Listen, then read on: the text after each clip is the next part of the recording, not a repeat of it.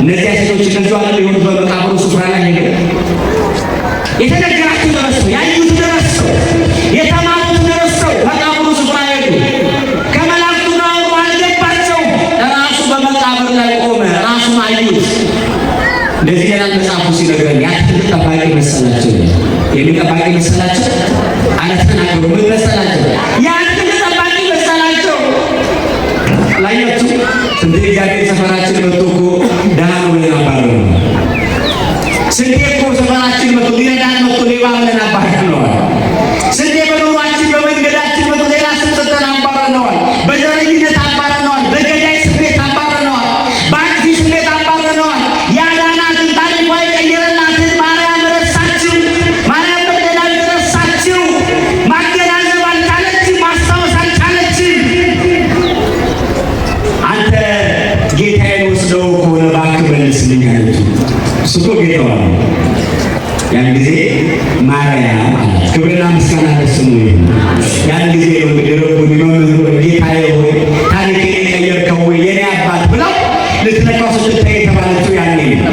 ለምን እንደዚህ ሆነች ካል የተነገራትን ስለረሳች ሕያው ከሙታን መካከል ይነሳል፣ በሦስተኛው ቀን ሞትን ድል አድርጎ ይሄዳል። ልክ በዮናስ እንደነበረው በዚያ በአሳት መሪውን እንደነበረው እያለ ደጋግሞ እነ ዳዊት ቀደም ብለው አንድ ሰካራም ከዛ ከስቃው እንደሚባል ክርስቶስ ከሙታን መካከል እንደዛ ይነሳል። ያንን ሁሉ ነገር ረሱ። ያንን ሁሉ ነገር ዘነጉ። ዛሬም እኮ ክርስቲያኖች ለዚህ ሁሉ ሁኔታችን የዳረገን ባለፉት 3000 ዘመናት በዚህ ሀገር ላይ የተሰበከ ወንጌል ስለረሳ ያንን ወንጌል ብናስብ ኖሮ በዚህ ሀገር ላይ ዘረኛ ገዳይ እንዴት ይበቃል? እንዴት ሰው ባይባሉ በዚህ ምድር ይሰደዳል? አያችሁ፣ እግዚአብሔርን የረሳ ትውልድ ከዚህ የተለየ ነገር የለውም። አላያችሁም? እስራኤላውያን ሲጠግቡ እግዚአብሔርን ይረሳል። ታላቁ እኮ ዳዊት ይናገራል። እግዚአብሔርን ረሱት። እዚህ በ72ኛው እግዚአብሔርን ረሱት፣ በቤልፌጎር ረገሙት ይላል። ረሱት። ሰማይን ዝናብ ሳይሆን ምግብ የጣለውን ረሱት። ከዓለቱ መካከል በዚያ የውሃ ዘር ባልታየበት በረሃ መካከል ውሃ ያጠጣቸውን ረሱት። በዛ በዲን በመነደፍ መካከል ላይ በናስ ባቤ በሙሳቸውን እሱን ረሱት። እሱን ረሱት። ከግብፅ መከራ ያዳናቸውን ረሱት። የኤርትራ ባህርን ከፍሎ ያሻገረውን እሱን ረሱት። ለሆነ ደቂቃ ዝም ቢላቸው የጥጃ ጣዖት ጠፍጥፎ ጠበቁት። እግዚአብሔርን ከሌላ እሱ ይጠብቃቸው። ሲነጋላችሁ እግዚአብሔር አንተን ላረሳ ጊዜ እግዚአብሔርን ያረሳ ቤት ሁሉ ነው። እግዚአብሔርን ያረሳ ጤና ተባረከ ነው። እግዚአብሔርን ያረሳ ትዳር መከራ ይመጣበታል፣ ግን ይሻገራል። እግዚአብሔርን ያረሳ ማንነት በበረከት ይኖራል። እግዚአብሔር የነገረውን ያረሳ ልቦና በጽናት ይኖራል። ክርስቲያኖች እግዚአብሔርን እንዳትረሱ። እግዚአብሔር ሲፈልገን የቆየው አላያችሁም? በሌሊት በማህሌቱ ላይ ሲፈልገን ነበር። እግዚአብሔር ሲነግረን ነበር። በኪዳኑ ሲነግረን ነበር። ሲያመለክተን ነበር። በቅዳሴ ላይ ሲነግረን ሲያመለክተን ነበር።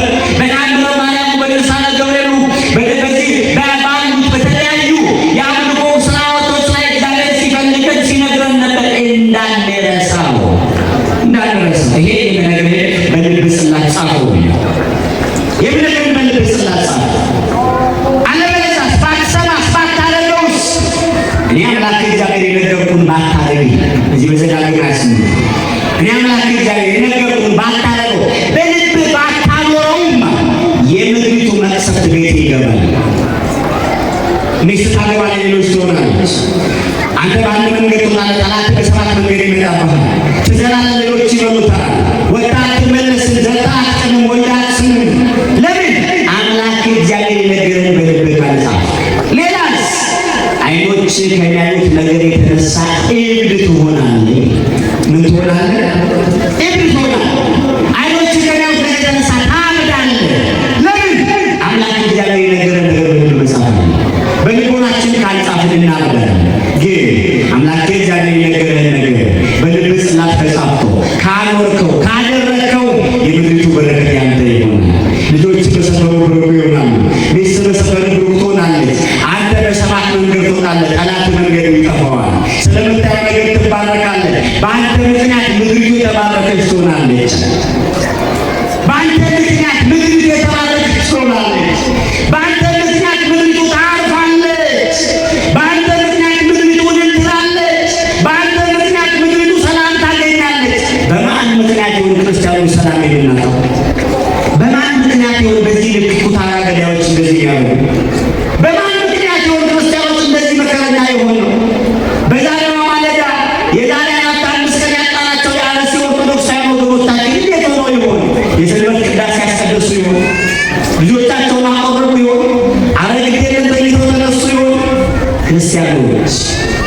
ሞኝ ሰው አለ። እሳት ላይ ሳይሩ እሳት በባህሪ ሆኖ አያውቅም። ገዳይና እሳት ሆኖ አያውቅም። ክርስቲያኖች ነቅተን ያላጠፋው ገዳይና እሳት ሆኖ አያውቅም። ገዳይና እሳት ላይ ተብሎ አያውቅም። ክርስቲያኖች ሜዳ በተራራ ይስቃላሉ። እስኪመጣበት እኮ ቁልቁለት ነው የተደረገ ይመጣል። እንደሚመጣ ዓለማችን ለሰላም በምትመኝታለን ለገዳዮች መንገዷ ክፍት ነው። ታዩት አራቱም ማዕዘን በዩክሬን በሩሲያ ብትሄዱ ሞት ነው። በጋዛ ብትሄዱ ሞት ነው። ሱዳን ብትሄዱ ሞት ነው። ምድር ጠቅላላ የሞት ምድር ሆናለች። እግዚአብሔር አምላክ ይድረስላት። አሜን በሉ። እግዚአብሔር ይድረስላት። አንዳንድ ሰው ሁለት እግር ስላለ ሁሌ የሚራመድ ይመስላል። ሁሌ የሚራመድ ይመስላል። ቤቱ እንጀራ ስላለ የሚበላ ይመስለዋል። መኪና ስላለ ወጥቶ የሚሄድ ይመስለዋል። ጌታዬ ጌታዬ አይሰል እግዚአብሔር ሲፈቅድ ነው እግር የሚሄደው። ብዙዎች እግር ይዘው በድን ሆኖባቸዋል። ብዙዎች እንጀራ ይዘው በድን ሆኖባቸዋል። ልጅ ይዘው በድን ሆኖባቸዋል። ትዳር ይዘው በድን ሆኖባቸዋል። ስሜት አልባ ሆነዋል ብዙዎች። እግዚአብሔር ከስሜት አልባነት ይገላል። አሁን በዚህ ዘመን ላይ ያለው ትልቁ ችግር ስሜት አልባነት የሆነ ወቅታዊ ጉዳይ ስለነዛ ሰዎች አለቀሳችሁ፣ ስለነዛ ሰዎች ታንጋችሁ ወረዳችሁ፣ ስለነዛ ኦርቶዶክሳውያን ምርር ብላችሁ አለቀሳችሁ። እግዚአብሔር የተናገራላችሁ እግዚአብሔር ከዚህ አንድ ላይ እኮ ያላል እንባውን በድጋ አድርጋ ብትረጭ ያንን ህዝብ ነፃ የሚያወጣ አንድ ሰው እኮ እግዚአብሔር አያጣም። ግን ችግር የለውም። አንዳንዱ ፌስቡክ ላይ RIP ካለ በቃ በቂ ነው። ረስት ኢን ፒስ ካለ በቃ በቂ ነው። እሱ በቃ ሰማይ ነው ጌታዬ። ስለሌሎች ማዘን፣ ስለሌሎች ማልቀስ፣ ስለሌሎች መጮህ፣ ስለሌሎች ማንባት አንተ ቤት ስለሞላላ አይደለም። እነሱም እናንተ ተላክ ሞልቶላቸው ነው። አረ ከዚያ በላይ ነበሩ። ሰፊ ታሪክ ያላቸው ናቸው። ከዛሬ 103 ዓመት በፊት ቤተክርስቲያን ያነጹ ናቸው። ከዛሬ 103 ዓመት በፊት የመላው ቅዱስ ገብርኤል ቤተክርስቲያን ያነጹ ጀግኖች ናቸው፣ ብርቶች ናቸው። ግን አንዳንዴ ቀን ያዘልማል። እግዚአብሔር ከዘመመ ቀን ይጠብቃል። አሜን በሉ። የዘመመ ቀን መጥፎ ነው። በሰጣችሁበት ሀገር ለማየት ሆናላችሁ። ባቀናችሁበት ሀገር ባዳ ሆናላችሁ። በሰራችሁበት ቤት አሽከር ሆናላችሁ። ባገለገላችሁበት ቤት ሌላ ትባላላችሁ። ደማችሁን በገበራችሁበት ምድር መጻተኛ ትሆናላችሁ። ለዚህ ነው ያ መንፈስ ይመጣል። ቅዱሱ መንፈስ ይመጣል። እሱ ሁሉ ይነግራችኋል። እሱ ስለ ሁሉ ያስተምራችኋል። እሱ ስለ ሁሉ ያሳስባችኋል። እሱ ስለ ብዙ ጉዳይ ደጋግሞ እንድታስቡ ይነግራችኋል። ክርስቲያኖች ትልቁ ችግራችን እኮ ያንን ማሰብ አለመቻል። እንሰማለን፣ እንረሳለን፣ እንሰማለን፣ እንተዋለን፣ እንሰማለን። ለአንድ ሶስት ዋይ ዋይ ዋይ ይባላል። ከዛ ይረሳል። ግን እናት ልጇን ቀብራለች። ስለ እሷ እግዚአብሔር በሰማይ ይፈርዳል። እነሱም ዝም አይሉም እኮ በዚህ በላይ ላይ እንዳየነው እኮ ዝም አይሉም እኮ። የሞቱት ዝም የሚሉ መስሏቸዋል። እናንተ ዝም አይሉም። የሞቱት እኮ ዝም አይሉም። በዚህ በላይ ላይ ምን ያለው ሁሉ ላይ ለብሶ አልባሰና ማየት የመጡ እነዚህ ነጭ የለበሱ እኮ ወዴት የመጡ ናቸው ብሎ ከሽማግሌዎቹ መካከል አንዱ ጠየቀኝ። ዮሐንስ እኔ አላውቅም ማናቸው ንገረኝ አልኩት። ያን ጊዜ ነገረኝ። እነዚህ ከታላቁ መከራ የመጡ ናቸው አለ። ምን እያሉ ነው? ስም ይጮኻሉ። በዙፋኑ ስር ቁጭ ብለዋል። በዙፋኑ ስር ሞልተዋል። በዙፋኑ ስር ፈሰዋል። ጌታ እግዚአብሔር ሆይ ለምን ዝም ትላለህ? ጌታ እግዚአብሔር ሆይ ፍረድልን። ጌታ እግዚአብሔር ሆይ እኛን የገደሉ በምድር ላይ ገድሏቸው ቁጭ ብለዋል። ለምን ዝም ትላለህ? እግዚአብሔር ሆይ ፍረድ። እግዚአብሔር ሆይ ፍረድ። እግዚአብሔር ሆይ ፍረድ። ቅዱሱ እውነተኛው አምላክ እግዚአብሔር ሆይ ስለምን ዝም ትላለህ? የገደሉንን ለምን ዝም ትላለህ? ያሳደዱንን ለምን ዝም ትላለህ? በምድር ላይ እንዳንኖር የከለከሉንን ስለምን ዝም ትላለህ? እያሉ ደጋግሞ ይጮኻሉ። ደጋግሞ ይጮኻሉ። አንተ ቤተኛው ክስ ላይ ደርሷል። እኛን ያንቀላፋነው ክሳችን ሰማይ ደርሷል። ከጸባዖቱ ከዙፋኑ ስር ነው ያለው። ያን ጊዜ እሱ መጣ። ለእያንዳንዳቸው ነጭ ልብስ ስጧቸው አለ። ነጭ ልብስ ለበሱ። ሌሎች እንደናንተ በምድር የሚገደሉ ስላሉ እነሱን ቆማችሁ ጠብቋቸው፣ እነሱን ጠብቋቸው ተባሉ ይላል። አዎ እነ ቅድስት አርሴማ ሞቱ፣ እነ ቅዱስ ዮሐንስ ሞቱ፣ እነ ቅዱስ ጊዮርጊስ ሞቱ። ከዚያ የሚተኩት ደግሞ እስኪተኩ ይኸው ትናንትና ደግሞ ያንስ ተተኩ ከሰለ ነገ ማን እንደሚላት ናቸው። እዚህ ካለነው መካከል እንዴት ይሆናል?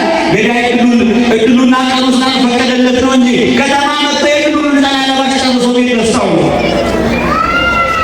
ክርስቲያኖች የማሰብ ዘመን መንፈሱ አጥማና መንፈሱ ነው የሚነግራችሁ። እንድታውቁ እንድትበረቱ በቤታችሁ ታረጋላችሁ። ልጆቻችሁ ስለ እምነት ሳይሆን ታስተምራላችሁ።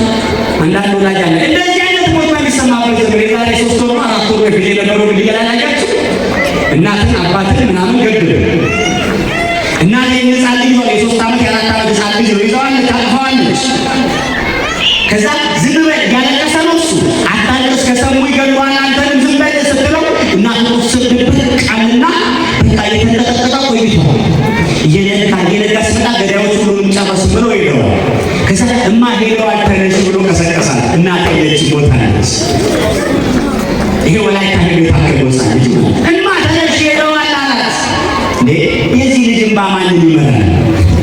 የዚህ ልጅ ለቅሶ ማንን ይመራል? ክርስቲያኖች ያንን ለማናገር ሻገር አይጠፋም። እንደዚህ ልጅ እንባ ብቻውን በአባቱ በእናቱ በእህቶቹ አስከሬን መካከል የተረፈ ሕፃን እግዚአብሔር ለታምር ያቆየው ሕፃን ይህ ልጅ እንደዚህ ይላል። አንተ ለልጅ አንድ ጃኬት አለ ማስራ አንድ ጃኬት አለ ትምህርት ቤት ይልካል። ባይሆን ስለ ልጅ ሃይማኖት ንገረው፣ እግዚአብሔር ንገረው፣ ህይወት ንገረው። ህይወት ለልጆቻችን ንገራቸው፣ እምነት ንገራቸው፣ አገር ንገራቸው። ከዘረኝነት እናውጣ፣ ከንፍገት እናውጣ፣ ዘግቶ ከማብላት እናውጣቸው። ቅዱሱ መንፈስ ይነግራቸው። ይሄንን ያ ቅዱሱ መንፈስ ይነግራቸው። ስለ እምነታችሁ ይነግራቸዋል፣ ስለ መጽናት ይነግራቸዋል፣ ስለ መበርታት ይነግራቸዋል።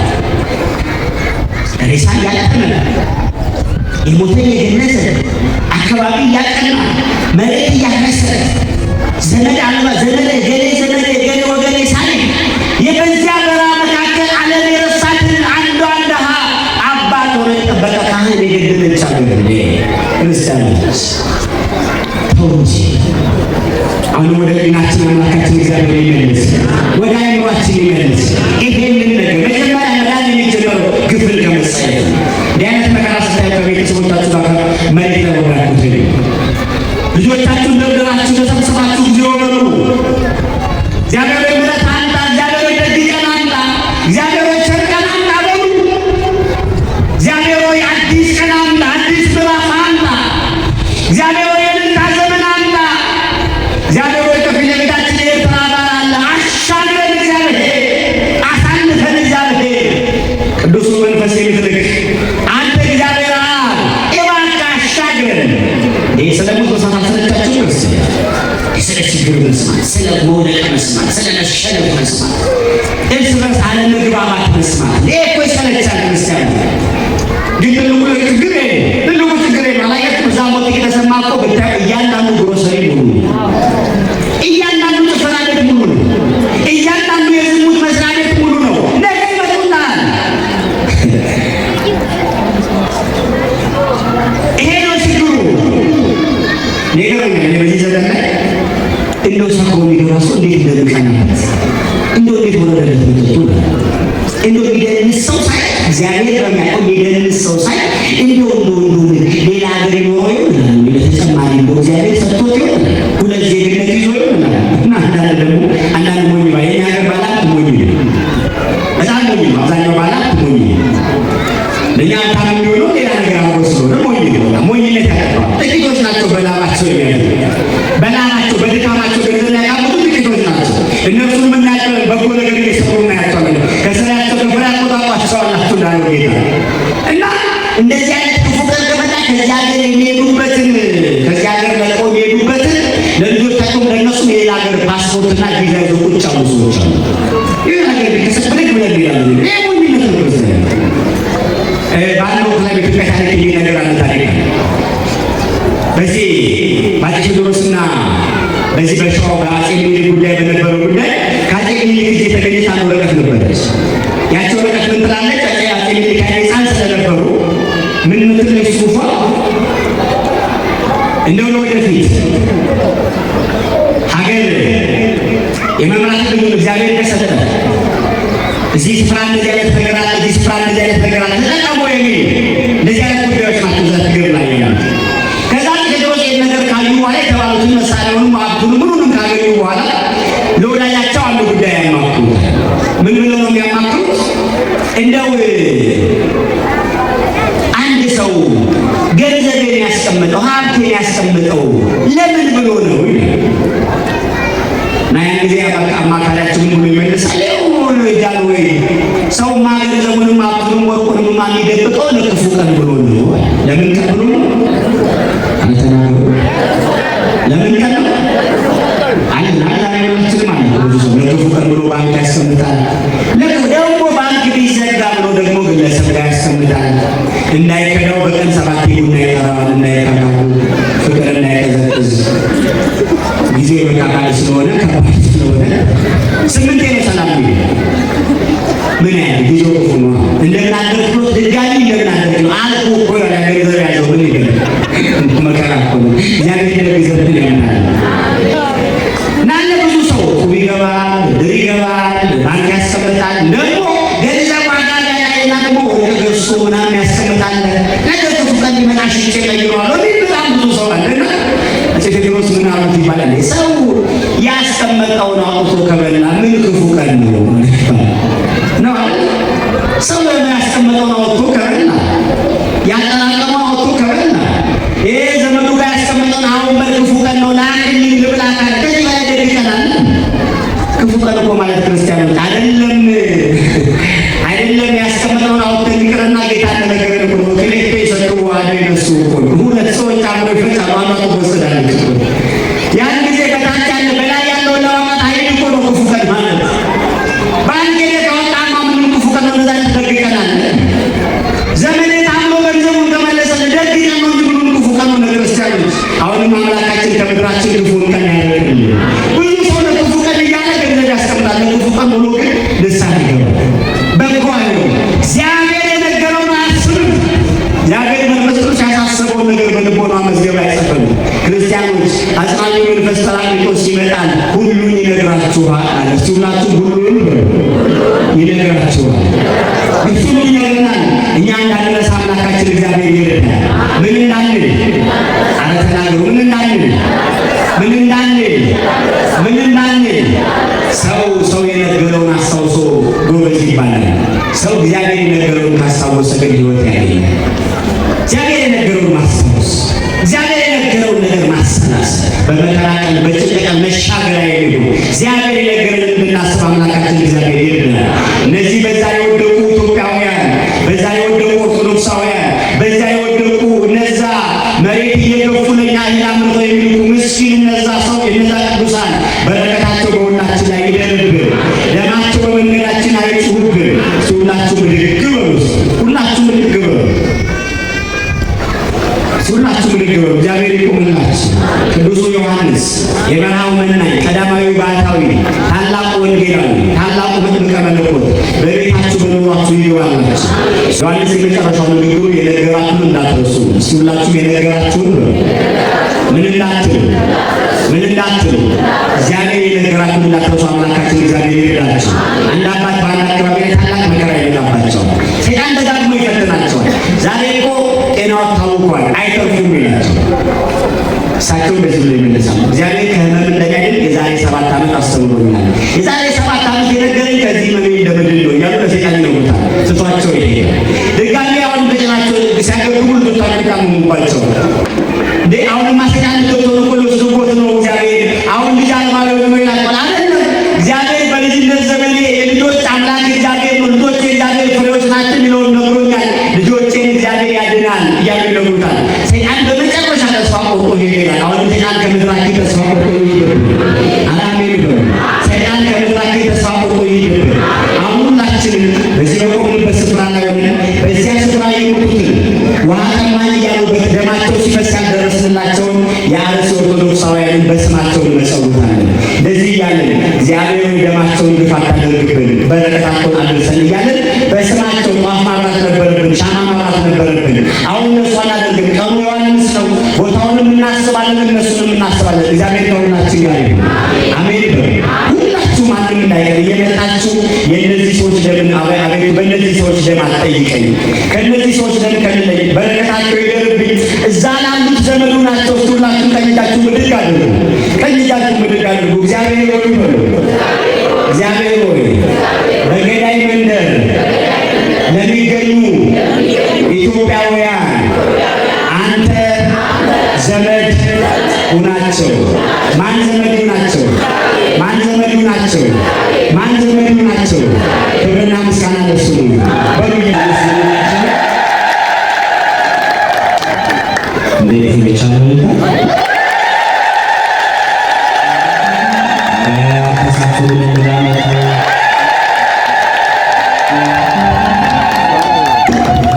ቅዱስ ዮሐንስ ይስጠልን፣ ቅዱስ ዮሐንስ ይባርክልን። በእውነት ታላቁ መምህራችን መጋቢ ጥበብ መምህር ውብሸት እጅግ ደስ በሚል ደስ ባለ አንደበታቸው ጥሩ የሆነውን የአምላካችን የእግዚአብሔርን ድምፅ የእግዚአብሔርን ቃል እንድንሰማ አድርገውናልና እግዚአብሔር አምላክ በዘመናቸው ሁሉ ረድኤትና በረከት ይሁናቸው። መጥምቀ መለኮት ቅዱስ ዮሐንስ በአገልግሎታቸው ሁሉ ከፊት ይቅደምላቸው፣ ጸጋውንና ክብሩን ያድልልን። ኋላ ክርስቶስ ለፍርድ በሚመጣበት ሰዓት በቀኝ አቁሞ ያኔ የማያልቀውን ጸጋና በረከቱን ዘላለማዊ ርስቱን ዘላለማዊ አገልግሎትን ዋጋ ያድልልን ብሉና መስግኑላቸው። በመምህራችን ቃለ ሕይወትን ያሰማልን። እስኪ በሉ ቃለ ሕይወትን ያሰማልን።